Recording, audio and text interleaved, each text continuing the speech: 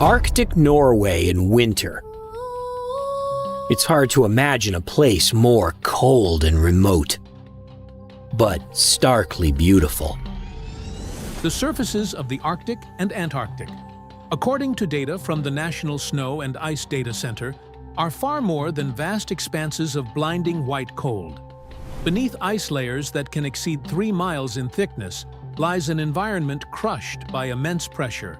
Trillions of tons of ice bear down upon the rock and ocean below, forging extreme physical conditions in such realms. Water can remain liquid beneath the frozen cover. Rock can deform slowly, like plastic, and geological processes continue their quiet work unseen. What exists under the ice remains untouched by the freeze of time. Instead, it becomes a living laboratory where scientists explore how matter transforms under brutal pressure, reshaping our fundamental understanding of Earth itself. The material paradox of the USS Nautilus. The year 1958 marked a pivotal moment in human exploration when the submarine USS Nautilus carried out Operation Sunshine. This journey transcended its Cold War military significance to become a grand experiment, testing the limits of artificial materials in the planet's most unforgiving physical environment. Before then, the seas beneath the Arctic ice were considered a dead zone for transportation. Conventional diesel-electric submarines stood powerless, dependent on oxygen for their engines and unable to sustain prolonged submersion under the ice. Yet the arrival of the nuclear reactor propulsion system, known as S2W, aboard Nautilus revolutionized humanity's interaction with polar extremes. Structurally, USS Nautilus stood as an engineering marvel. To navigate beneath thick ice without being crushed, the vessel required a specially engineered steel hull designed to distribute water pressure evenly across its entire body. In physics, the concept of the pressure hull holds the key. As the submarine descended to great depths under the ice shelf, the weight of the overlying water and ice sought to compress every void within. Any flaw in the hull's geometry would instantly transform the craft into twisted metal wreckage. Yet Nautilus demonstrated a profound paradox. A hollow structure filled with air and human life could maintain perfect integrity under maximum pressure when engineered according to precise principles of force balance. Throughout its transit across the Arctic, the crew confronted a physical world utterly alien to the open ocean. Beneath the ice, sunlight never penetrated, creating an eternal midnight darkness. Navigation relied solely on inertial instruments and sonar to evade massive ice keels jutting downward from the overhead canopy.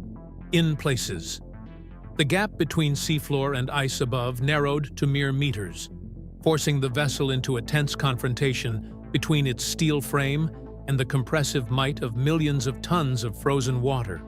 Nautilus completed its mission and surfaced safely in the waters between Greenland and Svalbard, establishing a crucial physical truth. Absolute isolation and extreme pressure do not inevitably destroy complex structures. The submarine emerged unwarped, its internal mechanical systems functioning with precision after weeks of relentless strain. This achievement compelled scientists to reconsider the state of matter in polar regions.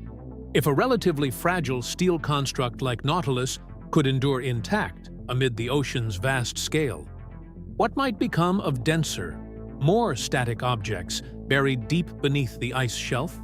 The presence of Nautilus under the ice also revealed another dimension of energy independence. Its nuclear power enabled the conversion of seawater to fresh water and the regeneration of oxygen, rendering the vessel a self-contained ecosystem entirely detached from surface biochemical cycles. Physically, it represented a system isolated from the flow of time and external environment. Observing Nautilus becomes akin to studying a miniature model of a structure capable of eternal existence under high pressure. The triumph of Operation Sunshine not only unlocked military possibilities, but planted a profound question in researchers' minds. If humanity could insert and preserve such a structure beneath the ice, what might nature, or some ancient force in the distant past, have already sealed away beneath thousands of tons of protective ice? The radar data curtain. In the wake of triumphs, like the Nautilus voyage beneath the ice. An extraordinary political and legal event unfolded in 1959. The Antarctic Treaty was signed, amid the extreme tensions of the Cold War, when the United States and the Soviet Union clashed across every frontier from space to nuclear arsenals. These superpowers achieved swift and absolute consensus over one vast frozen desert. The treaty declared Antarctica a demilitarized zone dedicated solely to scientific pursuit, yet viewed through the lens of material and information control. This agreement functioned as a mechanism of cognitive lockdown, restricting access to the physical data gathered from beneath the ice shelves. At the heart of the matter stands ground-penetrating radar, known as GPR, the only technology capable of allowing humans to peer through miles of ice without drilling. GPR sends electromagnetic pulses downward and records the echoes when those waves encounter boundaries between materials of differing densities. In Antarctica, the radar waves travel smoothly through the ice, which possesses a relatively stable dielectric constant, then bounce back sharply upon striking bedrock or liquid water. In principle, the collected data should enable scientists to construct detailed geological maps of the hidden world below. Yet, an anomaly persists in how these findings reach the public. While surface maps of Earth, and even Mars, appear in stunning high resolution for all to see, the bedrock maps beneath the Antarctic ice shelves contain peculiar gray zones. At specific coordinates, radar returns reveal the presence of massive objects with extraordinarily high density, symmetrical geometric shapes, and colossal scale. Features that stand in stark contradiction to the random formations of natural geology, such as mountain ranges or rift valleys. These reflections lack the erosion or fracturing typical of structures compressed over eons. Instead, they return clean, flat planes and sharp edges. Much like the radar signature from the hull of the Nautilus itself, control over this data operates through a rigorous classification system justified under the banner of national security among treaty nations. Radar survey flights routinely encounter strict no-fly zones or segments of data deliberately corrupted. Why would a continent composed solely of ice and rock demand military-grade secrecy around radar records? The most physically coherent explanation is that the radar echoes have encountered objects of artificial density or sophisticated structure. Objects whose very existence would shatter current frameworks for understanding the geological history of the region. This secrecy extends beyond concealing objects to managing how we perceive the ice itself. The public has been guided to view the ice sheet as a veil over emptiness. Yet the raw radar data suggests something quite different. The ice acts as an immense lid, sealing a complex material system below. When scientists such as Hugh Griffiths discovered living sea sponges hundreds of miles from any apparent food source beneath the ice shelf, they were, in fact, witnessing the consequences of an energy exchange system whose full map remains off-limits. Power in Antarctica manifests not through armies or weapons, but through control of signal receivers and transmitters. Whoever holds the original radar records of the ice sheet floor holds evidence of material structures that have survived millions of years of crushing pressure. The preservation of the Antarctic Treaty and the classified status of key radar coordinates serves less as ecological protection and more as the careful management of a physical discovery capable of upending traditional narratives about our world. When we examine those cropped and sanitized radar maps, we do not see a void. We see a desperate effort to keep the weight of the ice sheet concealing what human reason may not yet be prepared to confront.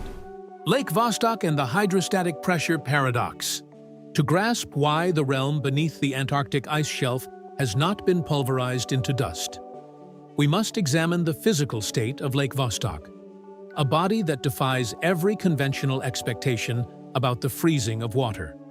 Buried under nearly 4,000 meters of solid ice, Lake Vostok ranks as the largest of more than 379 subglacial lakes identified across the continent. In theory, at the average surface temperature of -55 degrees Celsius, every pocket of water should freeze instantly. Yet Lake Vostok has remained perfectly liquid for millions of years. The resolution to this paradox lies in the interplay of two powerful physical forces: extreme pressure and geothermal heat. In physics, the freezing point of water is not fixed. As pressure rises, the freezing point drops beneath 4 kilometers of overlying ice. The pressure at the bottom of Lake Vostok reaches approximately 400 atmospheres, 400 times the pressure at sea level. This colossal force, combined with a gentle upward flow of geothermal heat from the earth below, keeps the water in a liquid state. Far more crucial for preservation, however, is Pascal's principle of hydrostatic pressure, which states that pressure applied to a confined fluid transmits undiminished in all directions. This principle delivers a decisive shift in perspective. Any object submerged deep within Lake Vostok experiences no unidirectional crushing force from above. Instead, it finds itself enveloped in uniform pressure from every side. When the internal pressure of an object, whether filled with liquid or dense material, balances the external pressure, its structure remains undeformed. Picture a steel sphere filled with liquid water. No matter how deep you lower it beneath the ice shelf, it will never distort. This explains why 4,000 meters of ice does not function as a grinding mill, but as a vast pressure-stabilized chamber. Within this immense pressure chamber, physical conditions achieve an absolute stability unattainable at the Earth's surface. No sunlight penetrates, eliminating ultraviolet radiation, the primary destroyer of polymer bonds and organic structures. No free oxygen circulates from the atmosphere, halting oxidation processes such as rusting or biological decay. The environment of Lake Vostok represents a state of perfect physico-chemical quiescence. When Russian scientists drilled through the ice above the lake, they encountered accretion ice. Frozen layers formed as lake water slowly froze upward. Analysis of these crystals revealed an eerie purity and traces of microorganisms isolated from the outside world for at least 15 million years. The discovery of microbial life in this setting shattered the old assumption that pressure and darkness are enemies of complex matter. On the contrary, these microorganisms have adapted to harness minerals and chemosynthetic energy within a closed system. If microscopic biological entities can endure and preserve their genetic integrity through millions of years of total isolation, then, physically speaking, no fundamental barrier prevents larger and denser structures from surviving intact. Lake Vostok serves as a pivotal fulcrum in our understanding. It demonstrates that Antarctica is not a realm of destruction, but a global-scale material packaging system. The ice above does not crush what lies beneath. It functions as an insulating and pressure-equalizing shell, shielding the entire system from the violent fluctuations of surface atmosphere and geology. When we gaze upon Lake Vostok, we do not see a mere deep pool. We see a physical time capsule, a place where everything that falls into it remains suspended in eternal stasis, awaiting the day the ice cover is lifted. Biodiversity and the phenomenon of polar giantism. The physical stability of the subglacial environment does more than preserve what already exists. It actively encourages forms of matter and life to evolve on an entirely different scale. One of the most captivating biological phenomena observed in Antarctic waters carries the name polar giantism, far from mere speculation. This represents a documented reality driven by fundamental physical variables: oxygen concentration and temperature. In physico-chemical terms, cold water dissolves gases far more effectively than warm water, near the freezing point prevalent in Antarctic seas. Dissolved oxygen levels soar many times higher than in tropical oceans. At the same time, low temperatures dramatically slow metabolic rates in living organisms, The combination of abundant raw material in the form of oxygen and drastically reduced consumption rates permits creatures here to attain sizes structurally impossible elsewhere. We encounter sea spiders with leg spans reaching 25 centimeters, amphipods that in other waters measure mere millimeters, yet here grow to the size of a human hand. And most strikingly, the strawberry feather star. Its dozens of intricate arms drifting through perpetual darkness. From a physical perspective, larger body size demands greater structural stress resistance. Yet in the dense, high-pressure waters of Antarctica, Archimedes' buoyant force and balanced internal-external pressure effectively nullify gravitational limits. This freedom allows life to construct elaborate, delicate architectures at grand scales without collapsing under their own weight. Consider the icefish. Another physical marvel, its blood flows completely transparent. Lacking hemoglobin to transport oxygen, the species relies on the extraordinarily high dissolved oxygen in Antarctic waters, which diffuses directly into the plasma. This represents mechanical minimalism at its finest. When the physical environment supplies ample resources, complex systems tend to eliminate intermediary components in pursuit of peak efficiency. Such biological adaptations offer a vital clue to our understanding of non-living objects beneath the ice. If the physical laws here enable life to expand in scale and sustain exquisite refinement over millions of years, then artificial or natural structures at these depths must follow similar rules. They escape wind erosion, sand abrasion, and the destructive daily thermal cycles. Miles below the ice, everything reaches a state of mechanical quiescence. A tiny scratch on a metal or stone surface will never widen through external forces. Moreover, species such as the Ross seal and emperor penguin serve as living indicators of physical connectivity across water layers. The Ross seal's ability to dive to extreme depths and remain submerged for extended periods reveals material and energy circulation pathways extending from the ice shelf floor to the surface, far from isolated. This system forms a stable chemosynthetic energy exchange network. The existence of so-called singing seals, whose low-frequency vocalizations travel hundreds of miles through dense water, underscores an extraordinarily efficient physical medium for information transmission. Taken together, high oxygen sustains structure, low temperature prevents decay, and hydrostatic pressure safeguards form. Antarctica harbors not merely strange creatures, but an environment where physical laws conspire to produce the planet's most enduring material forms. Ancient sponges that grow imperceptibly beneath the ice shelf for thousands of years stand as living proof that time here follows a different rhythm. Slower, steadier, and far less destructive. This leads to an inescapable conclusion.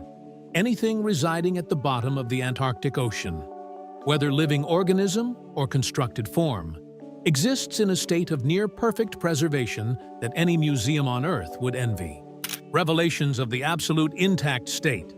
During the final years of the Cold War, reports from Soviet military divers described a staggering discovery beneath the polar ice shelf.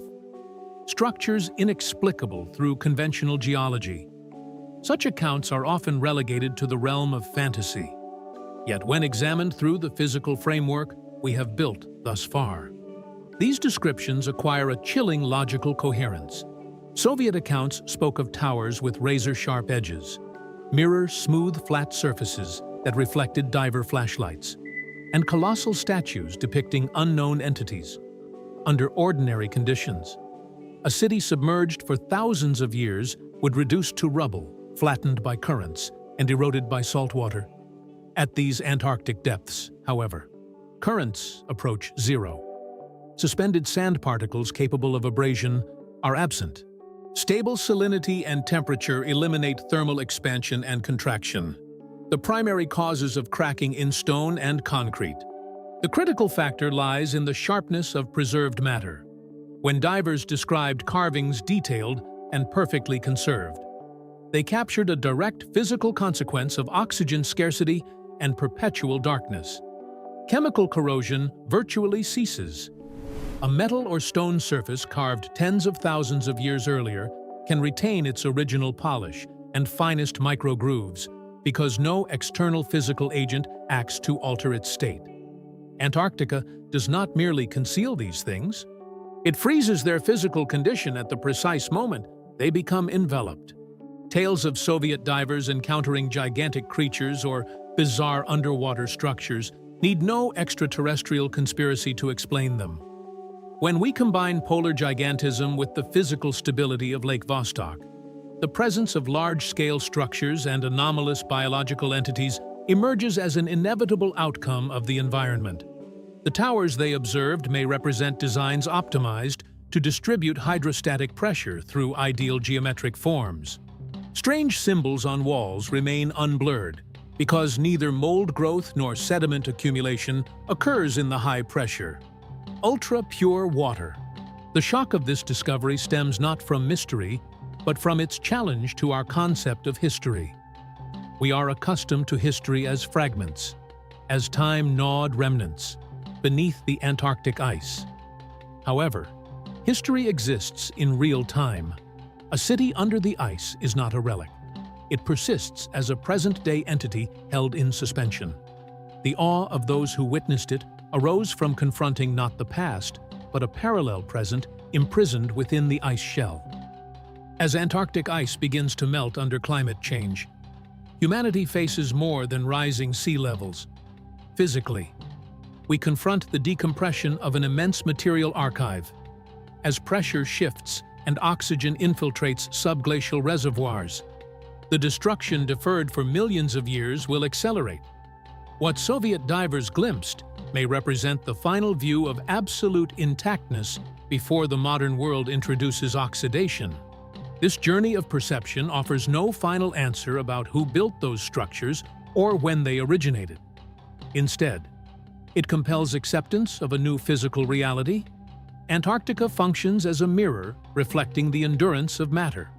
Beneath 3 miles of ice, time does not flow as we understand it. The Soviet enigmas, Russian subglacial lakes, and American expeditions all represent mere touches against the surface of a colossal physical museum. The silence of the polar regions signifies not emptiness, but the profound stillness of a perfect preservation machine, safeguarding material forms that the destructive forces of Earth's surface have never been permitted to reach.